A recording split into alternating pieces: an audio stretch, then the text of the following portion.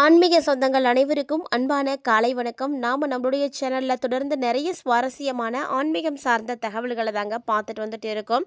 அந்த வரிசையில் இன்றைக்கி என்ன பார்க்க போகிறீங்க அப்படின்னா, 2026 வருடத்தினுடைய முதல் சந்திர கிரகணமானது வரக்கூடிய செவ்வாய்க்கிழமை, அதாவது மார்ச் 3ஆம் தேதி அன்னைக்கு நிகழப்போகுது.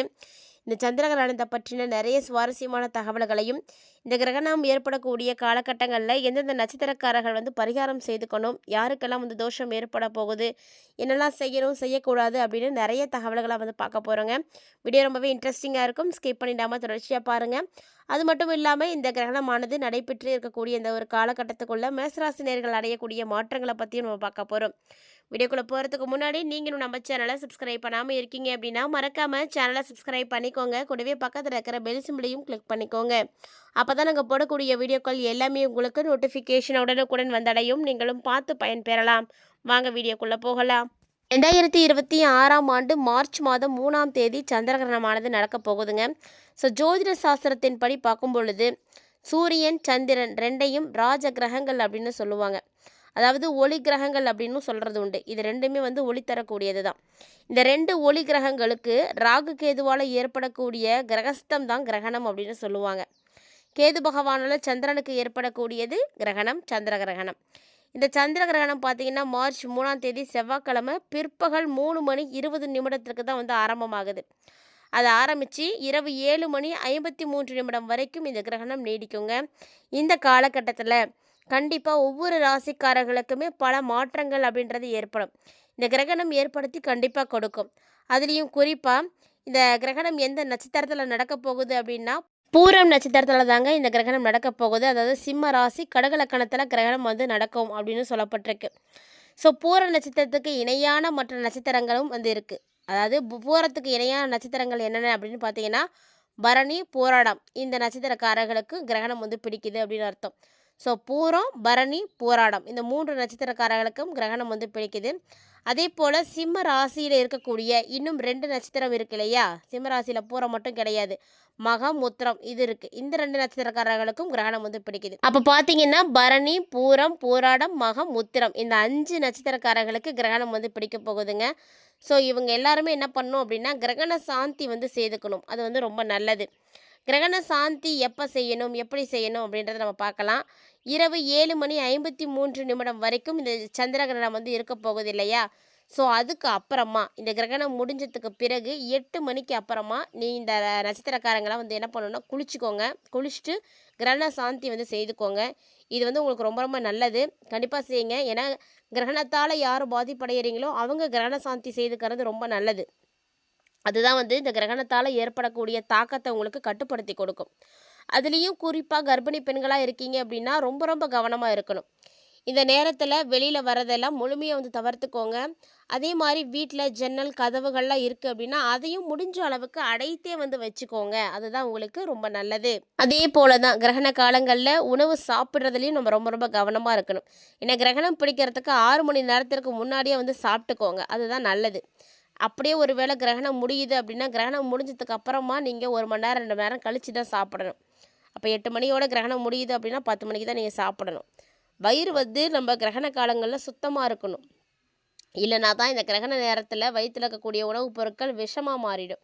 அந்த உணவுப் பொருட்கள் எல்லாமே விஷத்தன்மையோடு மாறக்கூடிய அந்த ஒரு நேரத்தில் தான் நமக்கு பல இன்னல்கள் உடம்புல வருது. உடல் உபாதைகள் நிறைய வரதுக்கு காரணம் அதுதான். ஸோ அதனால் உணவுப் பொருட்கள், தண்ணீர் இதெல்லாம் வச்சுருக்கீங்கன்னா தர்பப்புல்லை போட்டு வைங்க. பெரும்பாலும் இந்த விஷயத்தெல்லாம் கேள்விப்பட்டிருப்பீங்க, ஆனால் யாரும் ஃபாலோ பண்ணுறதுக்க மாட்டீங்க. கண்டிப்பாக ஃபாலோ பண்ணுங்கள். இதெல்லாம் ரொம்ப நல்லது. நம்மளுடைய முன்னோர்கள் செய்த எதுவுமே காரண காரியம் இல்லாமல் செய்ய கிடையவே கிடையாது. இந்த தர்பை கிடைக்கல அப்படின்றவங்களாம் கவலைப்படாமல் அருகம்புல்லோ துளசியோ எது கிடைக்குதோ அதை போட்டு வச்சுக்கோங்க. ஏன்னா எல்லாத்துக்குமே அந்த கிரகணத்தை தாக்காமல் இருக்கக்கூடிய தன்மை இருக்குது.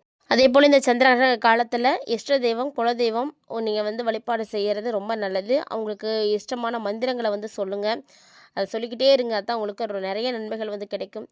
அதே போல் உங்களுடைய பெயருக்குரிய கடவுளுடைய மந்திரங்களையும் நீங்கள் சொல்கிறது இன்னும் ரொம்ப நல்லதுங்க.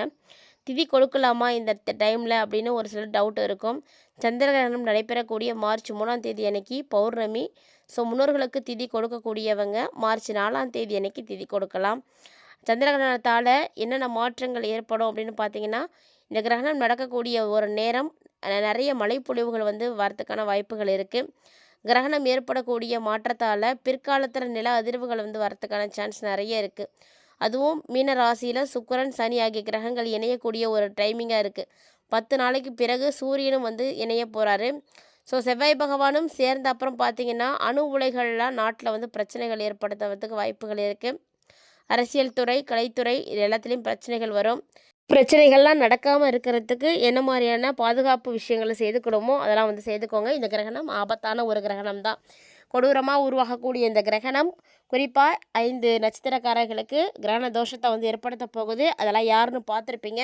கண்டிப்பாக இந்த 5 நட்சத்திரத்தில் உங்களுடைய நட்சத்திரம் ஒன்றா இருக்குது அப்படின்னா மறக்காமல் கமெண்ட் பண்ணுங்கள். வீடியோக்கு வந்து லைக் பண்ணிக்கோங்க. தொடர்ந்து பாருங்கள். நிறைய விஷயங்கள் நம்மளுடைய சேனலில் அடுத்தடுத்த பதிவுகளில் வர இருக்குது. உங்களுடைய ராசிக்கு கிரகணத்தால் என்ன மாதிரியான பாதிப்புகள் ஏற்பட போகுது அப்படின்றதையும் தொடர்ந்து பார்த்து தெரிஞ்சுக்கோங்க. இப்போ வாங்க மேச ராசிக்காரங்களுக்கு எப்படி இருக்குன்றதை பார்த்துடலாம். ராசி மண்டலத்தில் முதலாவதாக இருக்கக்கூடிய ராசி மேசராசி. இந்த மேசராசி அன்பர்களுக்கு பார்த்திங்கன்னா இந்த காலகட்டங்களில் ஒரு யோக பலன்கள் அப்படின்றது கண்டிப்பாக கிடைக்கும் அப்படின்னே சொல்லலாம். கிரகணம் ஏற்பட போகுது, யோக பலன் எப்படி கிடைக்கும் அப்படின்லாம் யோசிக்காதீங்க. ஏன்னா உங்களுடைய ராசிக்கு நல்லா தான் இருக்குது. ஏன்னா ஒரு சில ராசிக்கு கிரகணம் நல்ல பலன்களையும் கொடுக்கும். அந்த மாதிரி மேசராசிக்காரங்களுக்கு ரொம்ப நல்லா இருக்குது. ஒரு சில இடங்களில் வேலை சார்ந்த விஷயங்களில் சவால்களை வந்து நீங்கள் சந்திக்கிற மாதிரி தான் இருக்கும். அதாவது வேலை எப்படி இருக்குன்னா கொஞ்சம் கடுமையாக இருக்கிற மாதிரி இருக்கும், கரெக்டாக செய்ய முடியாமல் இருக்கும், ரொம்ப கஷ்டமாக இருக்கிற மாதிரி இந்த மாதிரியான சூழ்நிலைகள்லாம் இருக்குது.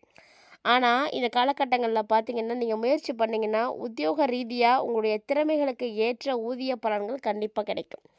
நிறைய ஊதிய உயர்வுகள் எல்லாம் உங்களுக்கு உண்டாகும் அப்படின்னு தான் சொல்லணும். ஆனால் எதிர்பார்த்த ஒரு நல்ல காரியம் நல்ல முறையில் இப்போ வந்து நடக்க போகுது. ஸோ நீங்கள் என்ன விஷயம் நல்லபடியாக நடக்கணும் அப்படின்னு நினைக்கிறீங்களோ அது வந்து எந்த பிரச்சனையும் இல்லாமல் இந்த டைமில் நடக்க போகுது. வியாபாரத்தில் விற்பனை நல்லாயிருக்கும். வியாபாரம் செய்யக்கூடிய மேசராசிக்காரங்களாக இருக்கீங்க அப்படின்னா இப்போ உங்களுக்கு விற்பனையை வந்து நல்லா ஆகி நல்ல ஒரு லாபம் கிடைக்காம லாபம் வந்து எப்படின்னா பெருக ஆரம்பிக்கும், வருமானம் அதிகரிக்க ஆரம்பிக்கும். புதிய முதலீடுகளில் கூட நீங்கள் தைரியமாக ஈடுபடலாம், எந்த ஒரு பிரச்சனையும் ஏற்படாது. ஸோ இது நீங்கள் எது செய்கிறதா இருந்தாலும் மார்ச் 3க்குள்ளே வந்து செஞ்சீங்க அப்படின்னா ரொம்ப நல்ல பலன்கள் கிடைக்கும். குடும்பத்தில் இருந்து வந்த கஷ்டங்கள் எல்லாமே வந்து நீங்கி உங்களுக்கு இனி வரக்கூடிய நாட்களில் சந்தோஷம் கிடைக்க ஆரம்பிக்கும். சந்தோஷம் அப்படின்றத தாண்டி பிள்ளைங்களால் உங்களுக்கு பெருமை அதிகரிக்கும். உங்களுடைய பிள்ளைங்க உங்களுக்கு பெருமை தேடி தருவாங்க. அதனால் ரொம்ப வந்து சந்தோஷமாக நீங்கள் இருக்க முடியும். உத்தியோகத்தில் பார்த்தீங்கன்னா அலுவலக ரீதியாக நல்ல ஒரு நிலை வந்து மாறும். பதவி உயர்வு, ஊதிய உயர்வு இதெல்லாம் வந்து கிடைக்கும். இதுக்கெல்லாம் சந்தர்ப்பங்கள் இருக்குது. வியாபாரத்தில் விற்பனையும் பார்த்திங்கன்னா ரொம்ப நல்லாயிருக்கும். பணவரவு நல்லா கிடைக்கும். வியாபாரத்தை அதிகரிக்கிறதுக்கு புதிய முயற்சிகளை எல்லாம் நீங்கள் வந்து செய்யலாம். குடும்பம் அப்படின்றத தாண்டி உங்களுக்கு இந்த காலகட்டங்களில் பணம் அப்படின்னு பார்க்கும் பொழுது செலவுகள் அப்படின்றது இருக்குது. குடும்ப செலவுகள் அப்படின்றது கொஞ்சம் நிறையவே இருக்கும். முடிஞ்ச அளவுக்கு அந்த செலவுகளை எல்லாம் நீங்கள் கட்டுப்பாட்டோடு வந்து வச்சுக்கோங்க. அதுதான் உங்களுக்கு நல்லதும் கூட.